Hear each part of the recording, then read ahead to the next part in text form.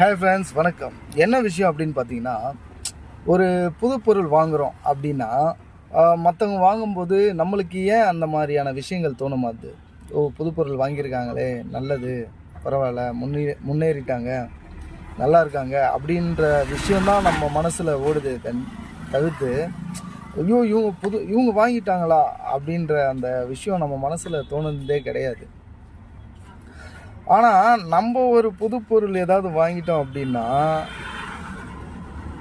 ஐயோ இவன் வாங்கிட்டானா, இவெல்லாம் வாங்கிட்டானா, எதுக்கு இந்த மாதிரியான வார்த்தைகள் அவங்க கிட்டேருந்து நம்ம காதில் விழுது? நம்ம காது படவே பேசுகிறாங்க.